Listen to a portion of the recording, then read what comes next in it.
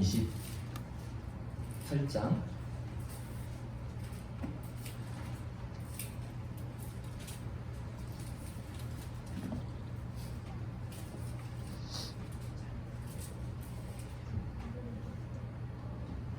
16절에서 20절까지 16절부터 20절까지 우리 같이 함께 합독하도록 하겠습니다.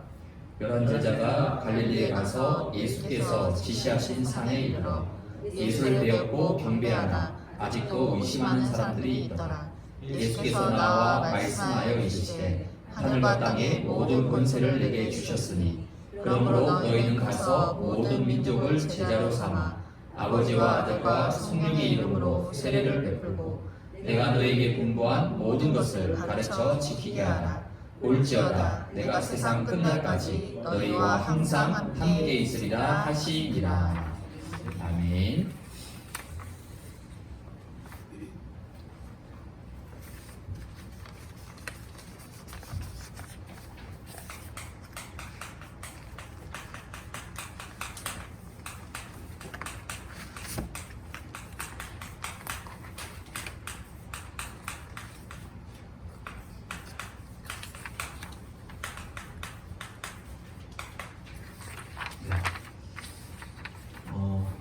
우리가 전도 그러면 사실 아직도 조금 부담되는 부분이 없지 않아 있습니다. 분명히 하나님의 계획이고 하나님의 소원이고 또 하나님의 축복인 건 우리가 알지만 막상 나는 아직 좀 준비가 아직 안 된 것 같고 또 나는 아직 훈련도 많이 좀 받지 못한 것 같고 이런 좀 부담감들이 있을 수 있습니다. 그래서 전도 그러면 평생 좀 무거운 짐처럼 그렇게 느껴지는 경우도 있죠. 근데 현장에서 정말 이 불신자들의 운명, 불신자들이 겪고 있는 재앙과 저주, 영적 문제를 보고 확인하면 전도가 내가 하고 안 하고 떠나서 이 전도가 왜 최고의 축복인지 그 가치를 분명히 깨닫게 됩니다. 그래서 예수님께서 말씀하셨죠. 마가복음 1장 38절에서 39절에 보니까 이르시되 우리가 다른 가까운 마을들로 가자. 거기서도 전도하리니 내가 이를 위하여 왔노라 하시고 이에 온 갈릴리 다니시며 그들의 여러 회당에서 전도하시고 또 귀신들을 내쫓으시니 내가 이를 위해서 왔다. 예수님이 뭘 하러 오신 거죠? 전도하러 왔다는 거죠. 직접 밝히는 거예요. 그러니까 우리가 생각하는 그 전도의 개념하고는 좀 다른 거죠. 온 갈릴리, 그러니까 예수님이 갈릴리, 가버나움 이 중심으로 상당히 꽤 넓은 지역이거든요. 여기에 온 마을과 회당, 촌, 도시 곳곳을 다니면서 천국 복음을 전파하고 병든 자들을 고치고 귀신을 내어쫓고 전도하기 위해서 내가 왔다라고 말씀하셨습니다. 그러니까 예수님이 오신 목적을 말씀하신 거죠. 그럼 제일 중요한 전도가 뭘까? 가장 시급한 전도가 뭘까?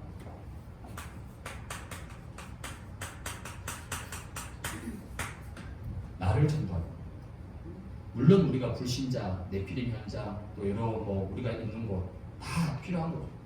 근데 그보다 더 시급하고 더 급한 것이 어디냐면요, 나를 전도해야 됩니다. 이게 하나님의 최고의 계획입니다. 그래서 나를 전도하는 것, 나를 캠프하는 것, 하나님의 계획 중의 계획. 어쩌면 제일 중요한 현장이 어디입니까? 나예요, 나. 가장 중요한 현장입니다. 내 자신이 가장 중요한 현장이죠. 아무리 현장에 다니고 캠프하고 다 해도 내가 은혜 받지 못하면 나중엔 결국 한계만 나고 무너지게 돼 있습니다. 그래서 에베소서 6장 13절에 보니까 전신갑주를 취하라고 주님 말씀하셨거든요. 그럼 왜 전신갑주를 취해야 되냐면 모든 일을 행한 후에 서기 위함. 모든 일을 행한 후에 여러분이 교회에서 헌신하고 봉사하고 충성하고 모든 거 다 했는데 그러고 나서 마지막에 내가 무너져 버리면 그건 아무 의미가 없는 거예요. 하나님께 영광이 안 된다는 거예요. 그래서 모든 일을 행한 후에 내가 서기 위해서 머리부터 발끝까지 전신갑주를 취해라. 즉 나를 살리는 거예요. 나를 전도해야 됩니다. 나를 캠프해야 돼요. 그래야지 평생을 하나님 앞에 지속해서 쓰임받고 승리할 수가 있어요. 그래서 우리가 현장, 그렇죠? 현장을 볼 수 있는 눈을 여는 겁니다. 현장을 봐야지 뭐가 보이죠? 불신자의 운명이 보이는 거예요. 불신자의 운명.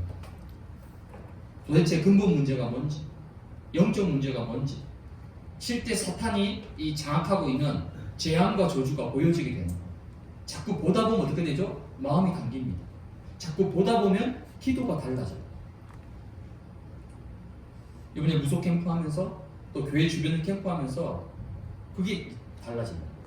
예전엔 그냥 왔을 때나 이제는요 그 현장을 자꾸 가서 보고 얘기 나누고 해보니까 이게 보이는 거예요. 아, 저 과정에 왜 저렇게 문제가 올 수밖에 없는지, 저분들이 평생 저렇게 했는데 왜 힘들게 살 수밖에 없는지 이게 보여지니까 마음에 담기게 되죠. 마음에 담기니까 기도가 달라집니다. 빌립보서 2장 13절에 보니까 너희 안에 행하신 이는 하나님이시니 자기의 기쁘신 뜻을 위해서 너희에게 소원을 두고 행하게 하신다. 하나님이 직접 하실 수 있는데 이상하게 자꾸 내 마음에 하나님의 소원을 품게 하십니다. 아니 하나님이 하셔도 될 일을 자꾸 나를 통해서 하시려고 자꾸 나를 그 일을 부딪히게 하시고 보게 하시고 마음에 담게 하시고. 왜요? 그 하나님의 소원입니다. 하나님의 소원을 내 마음에 담게 하셔서 나를 통해서 하나님이 하신다는 거죠. 그래서 예수님께서 공생의 3년 동안 계속 제자들을 어디로 데려가셨습니까? 현장으로 데려가셨어요. 자꾸 현장을 보여주시는 거예요. 그러면서 제자들의 눈을 예수님께서 계속 열어주신 거예요. 그래서 제자들이 현장 본 눈이 열리는 만큼 기도가 이제 달라지는 거예요. 무엇을 먹을까? 무엇을 입을까? 아니죠. 이제 너희는 먼저 그의 나라와 그의 의를 구하라. 제자들의 기도가 바뀌는 거죠. 달라지게 되는 거예요. 그래서 현장을 보지 못하게 되면 자꾸 한계에 부딪히는 거예요. 어떤 한계죠? 나라고 하는 나의 한계, 내 문제, 나의 연약함, 내 체질, 여기 나라고 하는 이 틀에 계속 갇혀있고 묶여있게 됩니다. 여기를 벗어나지 못해요. 아니 그럼 목사님 무조건 현장 돌아다녀야 되느냐? 아닙니다. 현장을 돌아다니는 게 아니에요. 뭘 하는 거죠? 나를 먼저 전도하라는 거예요. 나를 먼저 캠프하라는 거예요. 즉 다른 말로 내 안에 절대 망대를 먼저 세우라는 거죠. 왜 예수님께서 그렇게 귀한 승천하시기 직전에 그 중요한 시간표에 무려 40일 동안, 40일이면요 한 달하고 10일입니다. 그 긴 시간을 왜 120명을 감람산을 부르셔서 도대체 뭘 하신 거냐? 얼마나 중요했으면 그 중요한 시간에 120명을 불러서 40일 동안 합숙을 하셨다니까 예수님께서. 뭐 하신 거죠? 이거 망대를 세운 겁니다. 예수님께서 120명 안에. 왜냐하면 앞으로 예수님이 승천하시고 난 이후에 찾아올 엄청난 환난과 핍박이 기다리고 있거든요. 로마의 압제, 유대인들의 본격적인 핍박, 이거 다 아시고 120명이 흔들리지 않도록 그들 속에 뭐였냐면 예수님께서 망대를 세워주신 거예요. 그 망대가 세워지는데 걸린 시간이 40일입니다. 그 40일입니다. 어떤 망대를 세워주셨죠? 갈보리산. 갈보리산이 뭡니까? 요한복음 19장 30절이죠. 다 이루었다. 십자가에서 모든 재앙, 저주, 실패 다 끝내셨어요. 더 이룰 게 없어요. 다 이루었다. 내가 너의 모든 과거, 현재, 미래 문제를 십자가에서 다 끝내셨다는 거예요. 그게 갈보리산입니다. 무엇을 다 이루셨느냐? 그 이루신 내용이 뭡니까? 다른 내용이 아니죠. 창세기 3장 15절 여자의 후손, 여자의 후손이 와서 뱀의 머리를 완전히 깨트릴 것이다. 이걸 이루신 거예요. 출애굽기 3장 18절에 희생제사, 6월절 어린 양의 피를 받을 때 430년 묶여있던 노예에서 완전히 해방받고 빠져나왔습니다.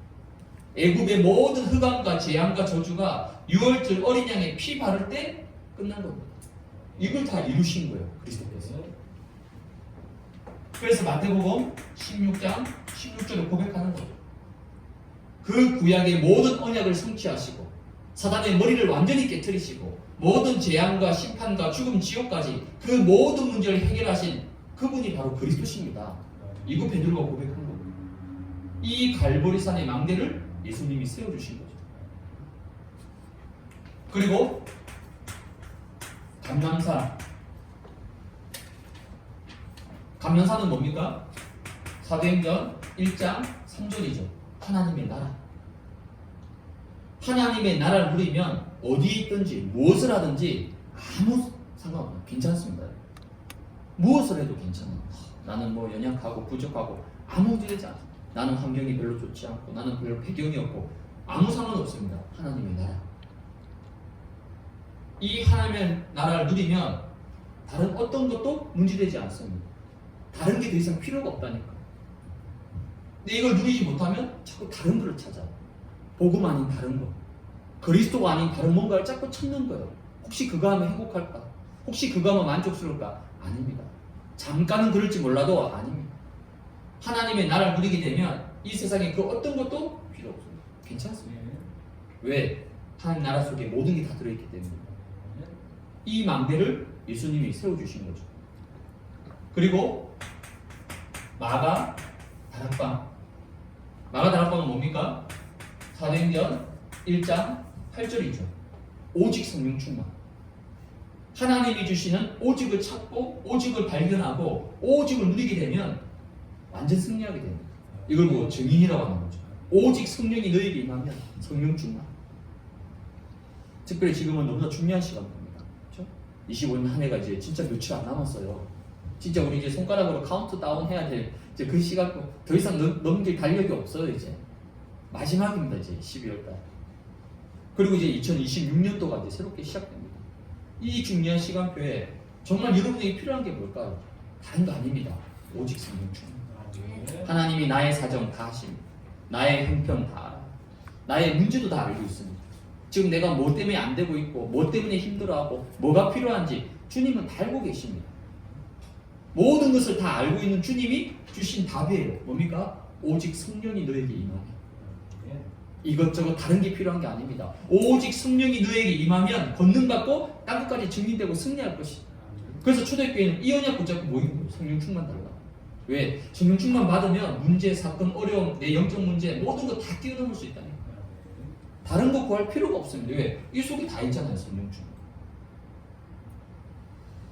이러한 절대 망대를 예수님이 세우신 겁니다. 이게 뭡니까? 나를 전도하는 겁니다. 나를 기억하는 겁니다.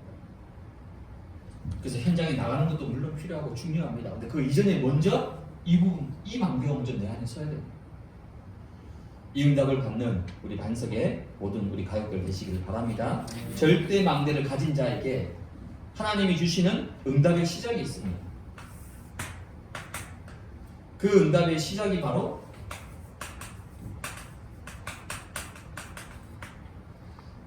나의 현장이 보여지고 발견되어집니다. 나의 현장. 즉 하나님의 최고 계획은 어디냐면요. 나입니다. 내 자신이에요. 그리고 내가 있는 현장. 그리고 내가 있는 곳. 아, 하나님은 우리 가정에 최고의 계획을 가지고 있구나. 하나님은 내가 일하는 직장과 업의 현장에 최고의 계획을 가지고 있구나. 그걸 깨닫게 되는 거죠. 나의 현장. 그럼 이때부터 뭐가 달라지냐면 사람을 보는 눈이 달라집니다. 예전에는 그냥 봤어요. 아, 그래 뭐 내가 알고 있는 사람, 뭐 나와 관계된 사람 그렇게 본 거예요. 근데 하나님의 계획을 딱 붙잡고 보니까 그냥 사람이 아닌 거죠. 하나님의 큰 계획이 있는 사람이구나. 그래서 한 사람, 한 영혼이 얼마나 소중한지를 깨닫게 되는 거예요. 그래서 현장 중에 현장은 뭐냐면요, 여러분 사람입니다. 그렇죠? 갈급한 사람이 있습니다. 문제 가진 자들이 있습니다. 고통 중에 있는 사람이 있어요. 심지어 병든 자들도 있습니다. 이 속에 뭐가 있냐면 하나님께서 준비하신 사람, 하나님께서 예비해 놓으신 자가 있다니까. 그러니까 어딜 가든지 이걸 보는 겁니다. 사람.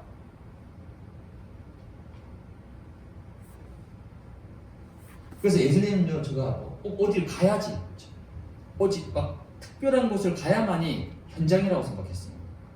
근데 아니에요. 현장은 다른 게 아닙니다. 여러분이 있는 장소, 그렇죠? 여러분이 가는 장소 분명히 있잖아요. 그리고 여러분이 하고 있는 일 있습니다. 그리고 이 속에서 주어지는 여러 가지 만남들이 있습니다. 이게 전부 다 현장이에요. 꼭 어디 특별한 데를 가야만이 현장이 아닙니다. 꼭 무속 현장을 점집만을 가야지 현장이 아니라니까요. 그건 특별한 케이스고 내가 늘 가는 장소 있습니다.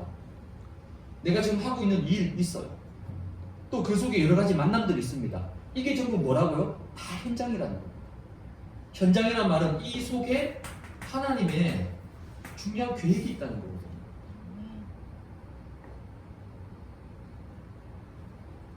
그래서 이제 관심이 달라졌습니다. 어딜 가든지 누굴 만나든지 혹시 이 사람이 하나님의 계획이 있지 않을까? 혹시 이곳에 하나님의 계획이 뭘까? 그러니까 바울은 항상 어딜 가든지 이걸 먼저 찾은 겁니다. 하나님의 계획을.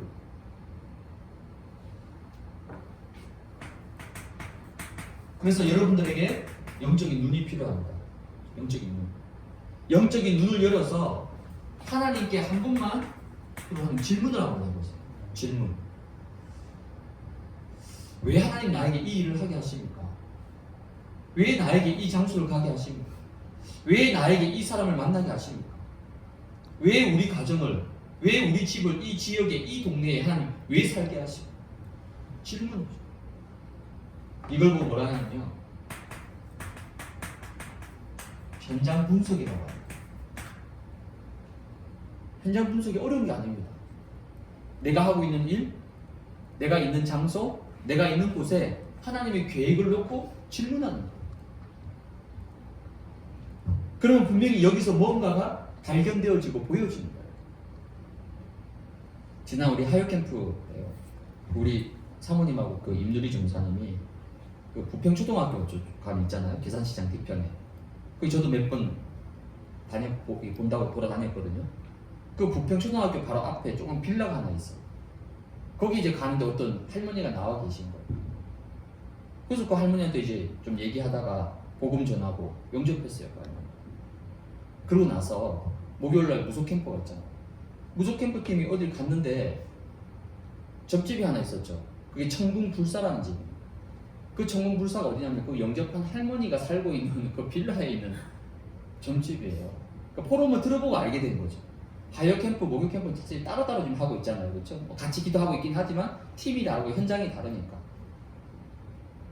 그래서 그 무속캠프 할 때 그 무속캠프 팀이 그 청궁불사에 들어가서요. 그 청궁불사에도 그 무속인이 한 60대 중반 정도 된다 그러더라고요. 이런저런 얘기도 하고 커피도 마시고 막 관계를 맺은 거예요. 그래서 이번에 13군데 후속 캠프 할 수 있는 가능성 있는 점집 중에 한 곳으로 딱 지금 잡혀져 있거든요. 이게 우연이 아니라는 거죠. 아니 그 하필 그 빌라에 할머니가 살고 있었고 영접했고 또 거기 있는 점집에 좀 어쨌든 관계가 맺어졌고 이게 뭐냐면요, 영적인 눈입니다.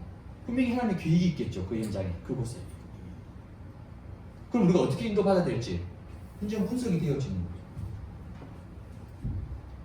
그래서 현장을 분석하면 분명히 하나님의 계획이 나옵니다. 이것을 하루에 한 번만 여러분이 놓고 기도만 하셔도 됩니다. 엄청난 응답이에요. 이것을 기도 속에서 조금만 누리고 있으면 반드시 뭐가 오죠? 시간표가 옵니다.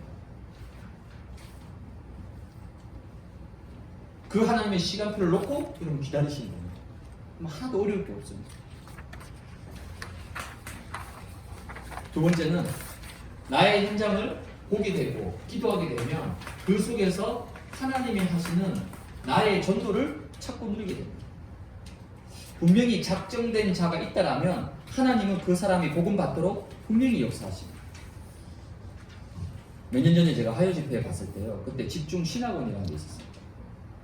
그 집중 신학원에 있던 남자 중직자 한 분이 나와서 이제 간증을 하시더라고요. 그 중간에 점심 식사 끝나고 이제 비는 시간 있잖아요. 그때 이 남자 중직자분, 저 아마 울산에 있었던 분인 것 같은데 뭐라고 간증하시냐면 이분이 사업을 이제 하다가 실패했어. 부도가 난 거죠. 그래서 이제 뭐 집에 계속 놀고 있잖아요. 이분이 할 수 있는 게 뭐냐?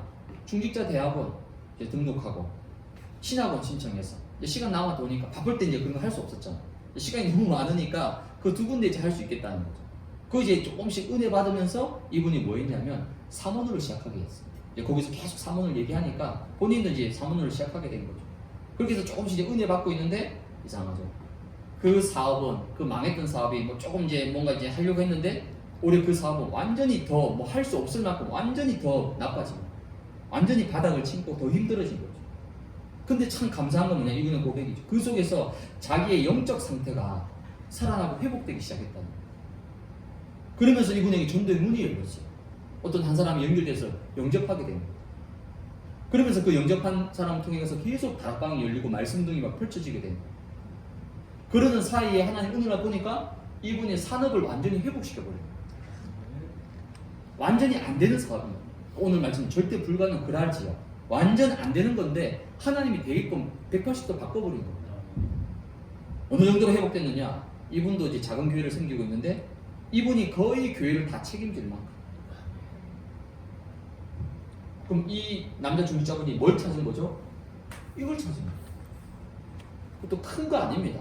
사업이 완전 다 망해서 할 수 있는 게 아무것도 없고 시간 남았다 오니까 신학원 다니고 중대원에서 그래서 이제 은혜 받으니까 사문을 시작했는데 그 사문의 시작이 이걸 찾게 만든 그 사문을 하나로 경제, 산업, 교회까지 완전히 회복된 거예요.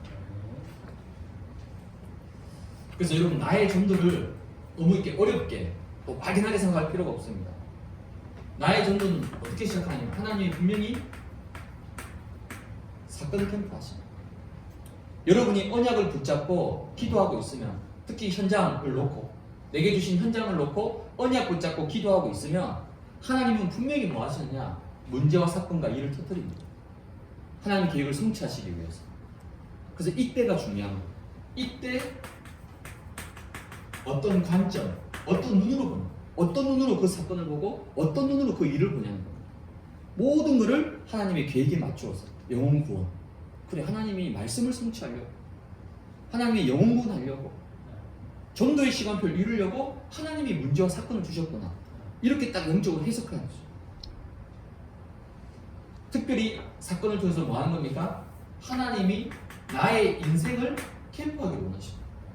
물론 다른 사람도 우리가 살려야 되지만 아까 제가 말씀드렸죠. 뭐 하라고요? 이제는 나를 전도해야 됩니다. 나를 전도하라. 나의 현장, 내 자신은 그냥 내팽개쳐놓고 막 돌아다니면서 열심히 캠프하고 전도한다. 물론 그것도 귀한 사명이죠. 또 하나님의 시간표가 있겠죠. 근데 나를 놓치고 한다? 과연 어디까지 할 수 있을까? 결국 언젠가는요, 분명히 여기 부딪히게 됩니다. 부딪히게 돼요. 그래서 제일 중요한 건 뭔가 내 안에 이거 세우는 나를 전도하는 시간표가 중요합니다. 인생 캠프라고 합니다. 문제 사건을 통해서.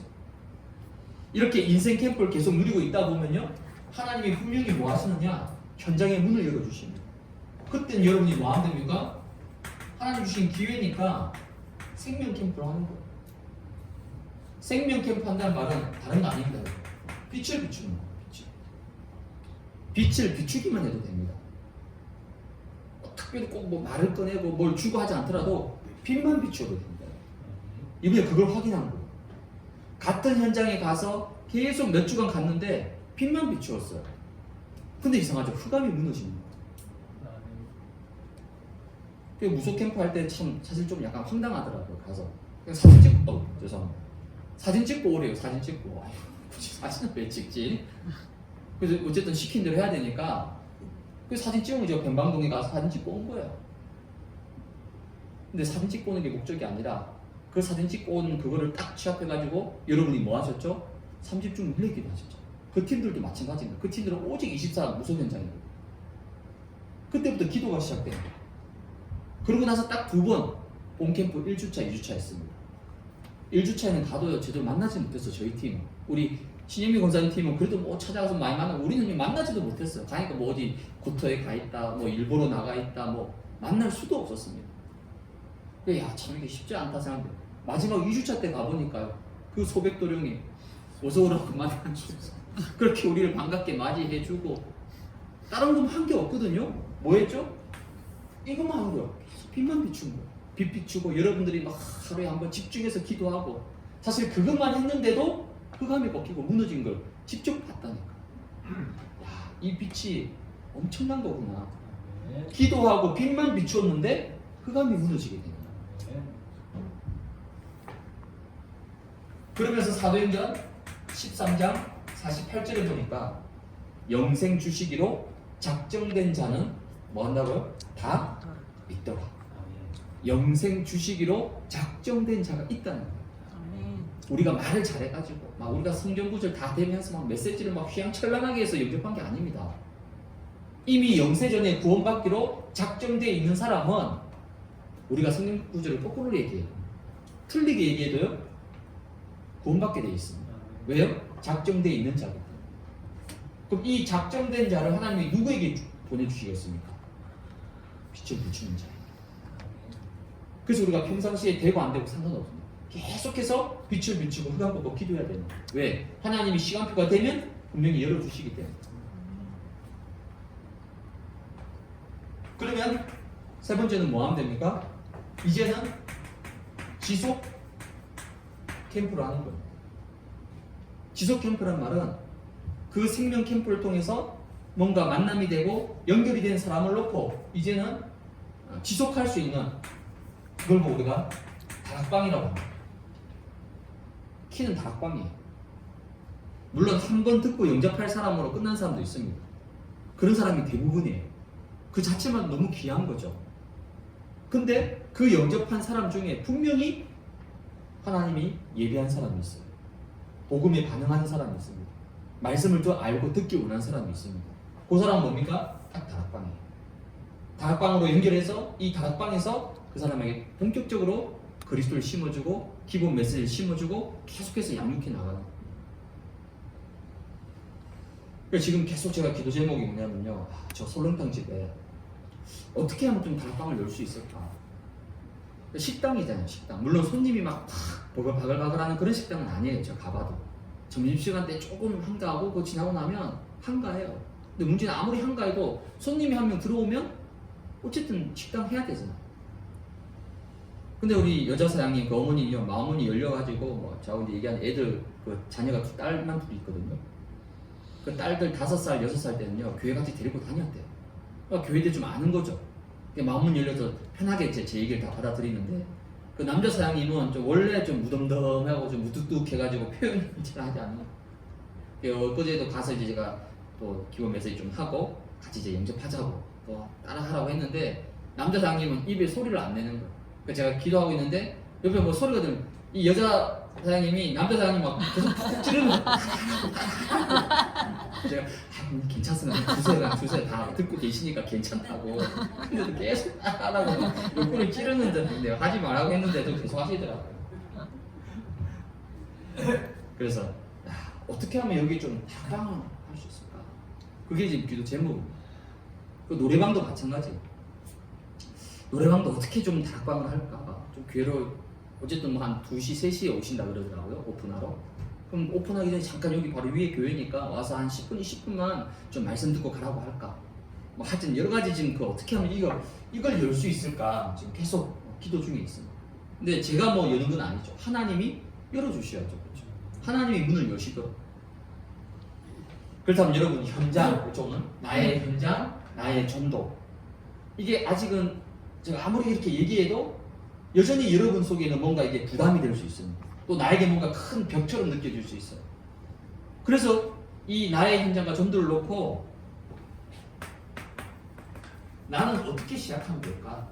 사실 이게 중요하죠. 나의 시작. 여러분 다른 시작할 필요 없습니다. 뭘 시작하느냐? 나를 살리는 시작을 하시면 돼요. 그게 뭡니까? 나를 전도하라는 거. 다른 사람 전도하기 전에 나를 전도하라.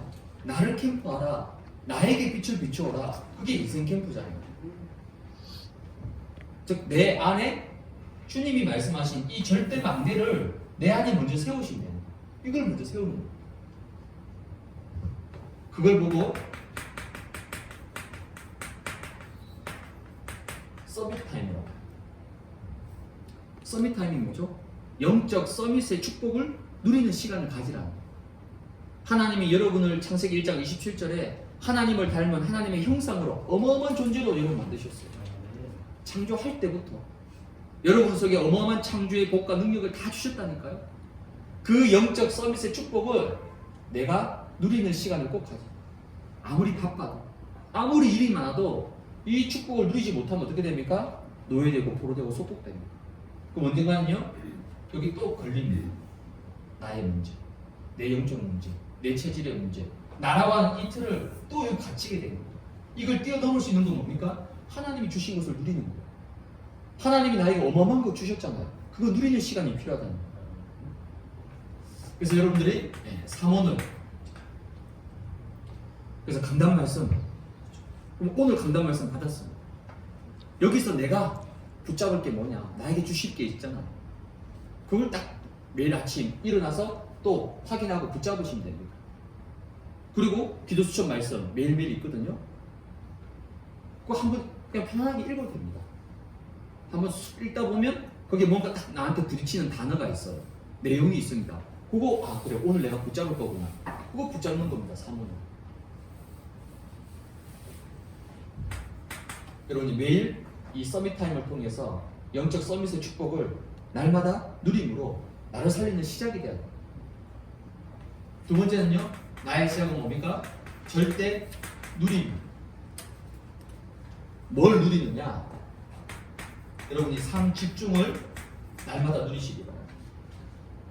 삶 집중은 다른 거 아니에요. 7망대, 7여정, 7이정표. 이걸 여러분 누리세요. 아침에 영적 힘을 얻도록. 저도 아침에 일어나서 다른 거 하지 않습니다. 일단 호흡. 단 5분이라도 합니다. 저도 사실 입을 옛날에 뭐 어떤 그 호흡반 전사님 목사님이 테이프 꼭 붙이고 자라고 뭐. 저도 입을 이렇게 막 벌리고 자는 건 아닌 것 같아요. 근데 뭐 아무리 입을 잘 때 여러분이 의식하고 입 막 깨우고 이렇게 잘 수는 없잖아요, 그렇죠? 자다 보면 뭐 입이 열릴 수도 있고 코도 골 수도 있고 뭐 어쨌든 잘 때 내가 나를 통제할 수 없으니까 뭐 잘 때 무슨 일이 일어나는지 알 수는 없습니다. 자고 일어나면요 반드시 호흡을 통해서 놓쳐버린 거, 빼앗긴 거를 다시 회복하는 거예요. 단 5분이든 10분이든. 그리고 잠깐 이 777 붙잡고 기도합니다. 아침에 또 시간이 많이 없으니까 길게 할 수도 없어요. 아침에 이거 누리는 거죠. 그리고 오후에는요 다니면서 움직이면서 계속 이거 누리면서 기도합니다. 이것만 했는데도 여러분 이 속에서 굉장한 근원의 힘이 회복되더라고요. 그 힘을 여러분 얻으셔야 돼요. 그래서 나의 모든 기도 속에 이 망대 여정 이정표 이 기도를 연결해서 누리시면 됩니다. 그게 절대 누립니다. 그럼 이 속에서 뭐가 오냐면요 여러분에게 절대 행복을 찾게 됩니다. 그 절대 행복이 뭡니까? 24예요. 그래서 절대라고 보시면 행복은 있죠. 근데 일시적인 행복도 있어요. 또 빼앗기는 행복도 있습니다. 어제 좋았던 게 오늘 안 좋을 수 있습니다. 분명히 어제 응답이라 생각했던 그게 오늘 보니까 나에게 마이너스가 될 수도 있어요. 어제 나한테 그렇게 잘해줬던 사람이 오늘 갑자기 돌변해가지고 나한테 막 칼을 들이대고 상처를 주고 가시를 줄 수도 있다니까. 그래서 세상의 것은 절대 절대적인 게 없어요. 다 상대적인 겁니다. 그래서 여러분 너무 잘한다고 좋아할 필요도 없고 또 너무 안 된다고 막 낙심할 필요도 없어요. 왜? 상대적인 거예요. 다 지나가는 겁니다. 그냥 절대적인 거 있어요. 하나님이 주시는 겁니다. 그게 뭐죠? 24. 절대 빼앗기지 않습니다. 변하지 않습니다. 영원한 거예요. 창세기 39장 2절에서 5절에 보니까 요셉이 노예로 보디발 집에 갔습니다. 근데 신분은 노예인데 삶은 노예가 아니에요. 여호와께서 요셉과 함께 하십니다. 노예지만 하나님이 함께 하시니까 어떻게 됩니까? 형통한 자가 됩니다. 어느 정도로 형통합니까? 불신자 보디발이 요셉을 보고 하나님의 함께 하심을 보고 보았다. 봤다는 거예요. 어느 정도로요? 하나님의 손이 함께 하는 거예요. 그래서 보디발 집에 요셉이 없으면 집 전체가 안 돌아갑니다. 이 정도로 하나님이 복을 쏟아 부어주시는 거예요. 누구 때문에요? 요셉을 위하여. 요셉이 이걸 누린 거예요. 24.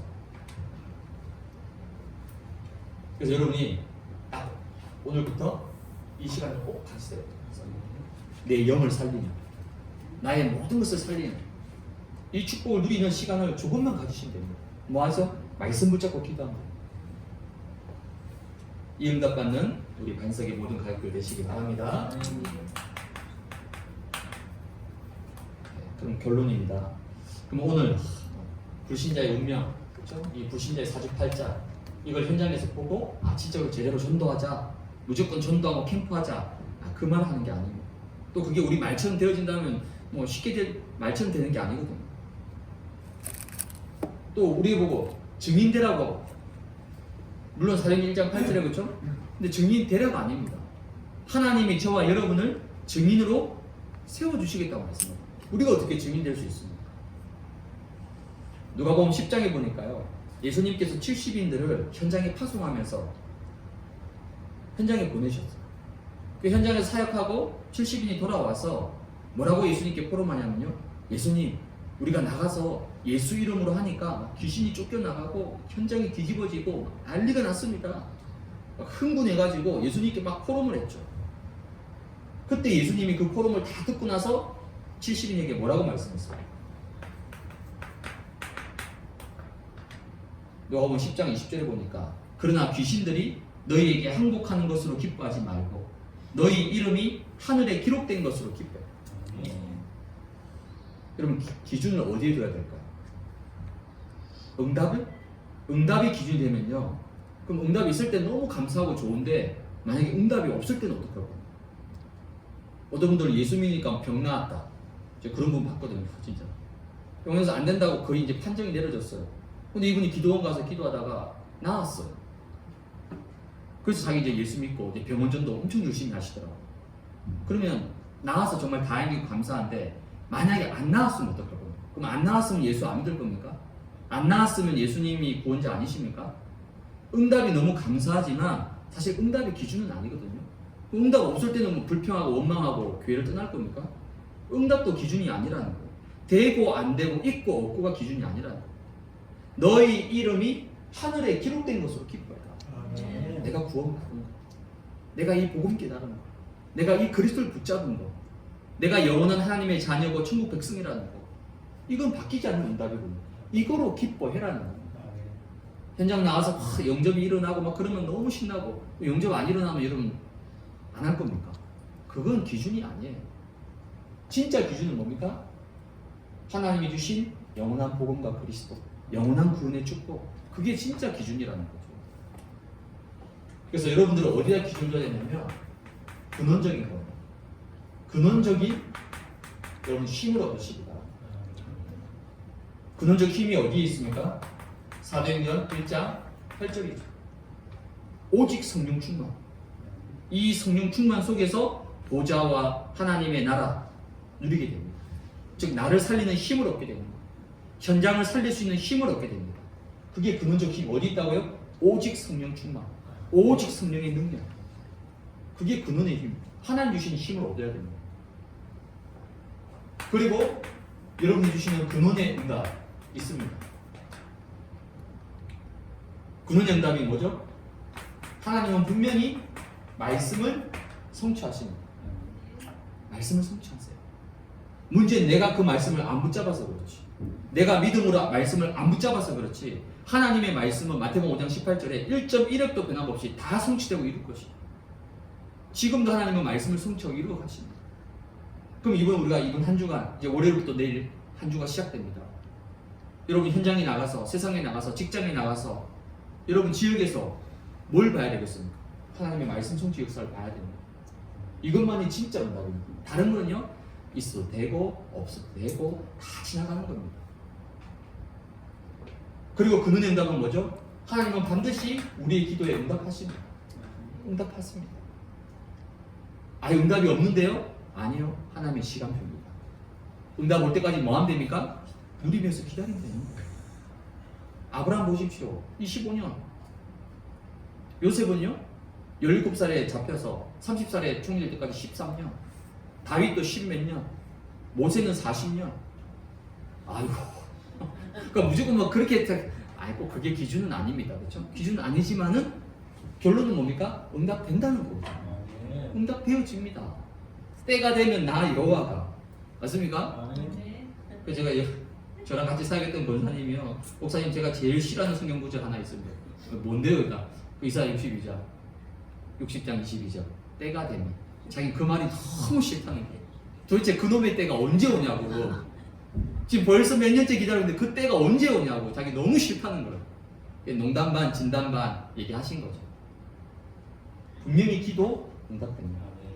우리가 정확한 언약 붙잡고 하는 기도가 맞다라면, 하나님의 계획 속에 있는 기도가 맞다라면 그 기도는 반드시 응답되어집니다. 지금도 기도 응답 이루고 가시잖아. 그리고 하나님은 구원의 역사 반드시 성취하고 일어나가십니다. 사실 이것만이 진짜 응답입니다. 그럼 다른 거는요? 응답 아닌 건 아니지만은 너무 여러분 거 신경 쓰고 몸 매달 필요 없습니다. 될 수도 있고 안 될 수도 있고 그냥 흘러보내면 돼요. 진짜 응답은 뭡니까? 이거예요. 이 응답만 받았는데 마태복음 6장 33절 나머지는 어떻게 하신다고요? 더해 주신다. 하나님이 알아서 다 해주신다. 이런 근원의 응답을 여러분이 매일 누리시기 바랍니다. 그럼 이 속에서 뭐가 나오죠? 근원의 사명이 나오죠. 근원적인 사명. 하나님이 나를 부르신 이유, 하나님이 나를 이 반석교회로 부르신 이유, 하나님이 나를 중직자로 부르신 이유, 하나님이 우리 가정을 그 지역에 살게 하신 이유, 하나님이 나의 직장과 업을 그 속에서 일하게 하신 이유, 이게 나오게 되는 거예요. 이게 뭐라고요? 근원적인 사명입니다. 이 세 가지 붙잡고 누리는 거예요. 이게 로마서 신적 인물들의 특징이었습니다. 이 힘을 얻으셔야 돼요. 그래서 2025년 이제 정말 여러분 며칠 안 남았습니다. 정말. 그리고 2026년도가 이제 곧 우리 눈앞에 다가옵니다. 이때 여러분들이 가장 중요한 뭐라고요? 내 안에 망대 세우셔야 돼요. 2026년도도 영원 응답을 이루는 하나님 나라의 망대입니다. 이 망대를 세워나가는 놀라운 응답을 누리는 우리 반석의 모든 가족들 되시기를 주님의 이름으로 축복을 드립니다.